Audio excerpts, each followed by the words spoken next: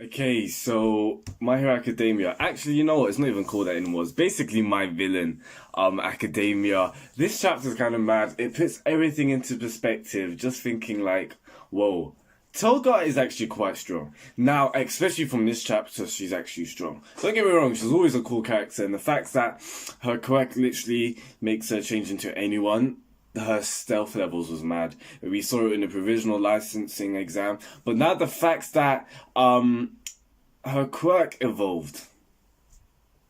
Well, maybe not necessarily evolved. Maybe it's just she undercovered something that she never realized before. So obviously her quirk, she can change into the appearance of others, but now she can also not only does she inherit, not only does she have their appearance, she also inherits their quirks as well. So we see in this chapter she changes into Uraraka and she uses Uraraka's quirk. So it was mad. She was surprised herself, and it's kind of cool. Can't lie. I'm really a fan of the villains in My Hero Academia, but like especially the League of Villains, because they've needed this. They've needed their glow up. They've needed their like upgrade, and we're finally getting it. You know, we're seeing Shigaraki. He's getting an upgrade, all in the sense of just becoming a better leader. And he's getting the doctor's help now. We're seeing Giganto coming in, so he's obviously gonna join them soon. Or once he's been submitted, like once he's lost to the League of Villains, basically, kind of thing. And now we're seeing characters like Toga. So I'm really excited for this. We see a bit of Toga's backstory as well. But yeah, before all of that, this chapter was brutal. Now, Overhaul, because I'm speaking of Overhaul, because Overhaul was one of the arcs where it was kind of like very graphic and it was quite gory. But this chapter is making me think, maybe this is going to like blow it out of the water. Because in this chapter alone, seeing the things that Toga done, the way that she took out, the CEO of Shueisha at the end of this chapter was just mad. Just lifted her up and then just dropped her down. I was just like, yo, like, it was serious. And she did it to everyone else as well. Like, there's a panel where she's like going in and out of them, and at first I thought she was like slashing them, but no, she just literally like tapping them, lifts them all up and then drops them, and I'm like, yo, like, this is crazy. And it just even seeing her as a person when she was even a kid, yeah, she's crazy. She's psychotic in the sense that, like, oh, she just wants to kill people. Now, you can't just say, oh, it's because she likes blood and her quirk makes it feel that way. Because if it was, then, like, she wouldn't be acting like this. This girl in middle school or wherever literally killed one of her students or, like, stabbed one of it. Now, this is what I was kind of a bit baffed on. Is Toga her real name? Toga Himiko? Because like they blacked out the name, which I didn't really understand. I don't know. But I just thought that was a bit odd. But either way, so yeah, really inflicted heavy injuries on her classmate, and then stuck a straw into. Like I was just like, this is mad. Like didn't think Horikoshi would be going so deep into these kind of things. But it's cool because it's very grounded in a sense, like it just makes the threat quite high, and it makes it very like, oh, like like, you know what I mean. So these villains are actually villains, you know, like that's what I was meant to say in a sense. Like they're scary, they're terrifying, they're horrifying. And these heroes, do they stand a chance? Yeah, I guess so. But I mean, the Liberation Army, you know, this chapter was cool. Obviously, Toga had to get a win, but I really thought we would see more of the Liberation Army. I still feel like these are all lackeys, even though we saw the Shueisha CEO. But like, because they have all of the numbers in that. Maybe they're just strong because of their numbers. I don't know, but I feel like they should be stronger than this. The way that they've been amped up, I'm not seeing much of a threat. Well, I am in the sense of their numbers now. They can expose people because literally they have a whole city or like a whole town. So they can basically overrun Japan, not all of Japan, but yeah, they can overrun society if they want. And it seems like that's what they're doing. They're leading up to like the great big reveal. She says it in this chapter. Your life. That's why you'll become a martyr and show the world the cause of the Liberation Army. Die and become a tragedy. Like their awakening, their manifestation of themselves, of their creed to society, it's nearing.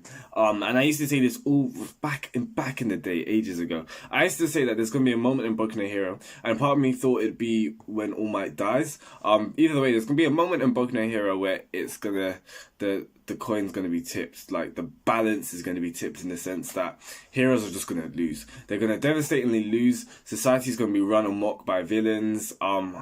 And like it's just gonna be mad. And I feel like maybe this is it, the Liberation Army, because they've got the numbers to do it. I don't think the heroes can stand a chance, in my opinion, just in sheer statistics.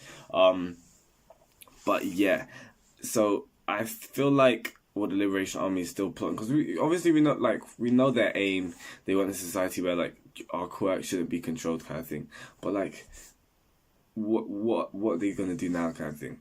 In the sense, they want to take out the League of Villains because they don't want anyone to share the limelight. They don't want anyone to steal the glory. But I'm wondering, like, what's Redestro doing? Because Redestro's at the base. Shigaraki's running to the base. To be honest, all of this is biding over time. And so, like, all these fights, they're cool, but I really thought she'd put up more of a fight. I don't know. Maybe it's because she's not one of the strongest ones. Maybe we'll see other ones of the head honchos. Like it was Redestro and then like his board. So we saw like her, one of the political party leaders. So like who knows? But we'll have to see. Maybe they're not gonna be that strong. I feel like they probably won't be because at the end of the day they're just following this like philosophy. So they themselves aren't the strong people. Like they're strong in numbers in a sense. Like 'cause it's like a cult, if that makes sense. Like, it's not just one big person. Like, that's what I think. I don't know. I feel like my thoughts aren't coming across, but hopefully it makes sense in what I mean. I feel like, okay, yeah, these people, they're not the big bad villains, because I feel like what Horikoshi's doing, especially with this arc, is all different. The aim of the Liberation Army is different. It's not like world domination. They just want, to be liberated. They want to be emancipated. They want their quirks to be emancipated. They don't want to be held back in anything. They feel like these lines of villains and heroes, it doesn't matter. You should do what you want. If you've got a quirk, use it how you want. It's a part of you, kind of thing. So these people, I'm not expecting for this CEO Shureisha, the political party leader, all these other people to be extremely strong, because they weren't brought together because of their strength. They joined because of they believed in the cause, kind of thing. Redestro's probably strong, can't lie. Redestro really reminds me of the Joker, but we didn't see him in this chapter. But either way, yeah, Toga has now gotten stronger. So when she fights against heroes, she can not only take their appearance but also their quirk as well. Think about it. This is very scary as well in the sense. Imagine Toga being, I don't know, flipping like best genist and just like killing people, or like Endeavor and burning people alive. Like reputation will just be destroyed just like that. So we know that Toga, throughout the series, Toga's been always used for covert operations, and her skill set has just increased just the fact that she can actually use your quirk. Now, yeah, this asks the question, oh, can she use Deku's? I feel like she can't, for the same reason that Monoma couldn't use Deku's. Like, it's a dud. Maybe, I don't know, maybe she can, but if she does, I feel like she'll kill herself. Like, you try copycatting or whatever using Deku's quirk and it works, it's not the best thing to do in my opinion. And I find it's so dark how she's just like, oh, when people love people, they you kiss the people you love. I suck the blood of the people I love. Like, this person, basically a vampire. But yeah, seeing her in this chapter, the artwork was cool, and I really like the fact that Horikoshi, because she seemed, her appearance dropped, like her of being El Chaco, it like half of her face, it kind of drooped down, kind of thing. So I don't know why. Maybe because she was weak. Because think of it, the durability that she's displayed in this chapter, getting hit by bombs left, right, and center. That's the power, Shureisha, CEO girl. Curious. That's a very ironic name. Like, her power can create bombs, basically. So, yeah. The fact that she was just taking so many bombs, yeah, it's quite strong of her. And even at the end of the chapter, what she said with Shigaraki, in the sense, oh yeah, I'm gonna destroy everything I hate, kind of thing. So I feel like she's proper latching onto Shigaraki's ethos, in a sense, because Spinner hasn't to a degree, but I feel like soon we're gonna get something on Spinner, and Spinner is gonna fully back Shigaraki, because obviously most of them came through because of Stain, and now that Stain's no more kind of thing, it's just like, what are you actually doing, Shigaraki? Like, there's nothing for me to join onto. So a lot of them, their allegiance is obviously towards Shigaraki, but like, they're not following. They don't believe in everything yet. But I feel like Toga has from this chapter kind of thing. But we'll see. But yeah, guys, that's enough from me. There's no chapter next week. It's a week break kind of thing. It's like a holiday. So yeah. So if you thought to know what you thought about this, the way that Toga took her out, that was kind of crazy. What do you think is going to happen next week? Do you think we're going to go back to Shigaraki? I feel like Giganto may appear. I don't know. It depends on how long Horikoshi wants to drag out these one-on-one battles kind of thing. Are we going to see someone like Dabi bump into one of the other people? I don't know. But yeah, that's enough from me. Peace out, guys. Goodbye.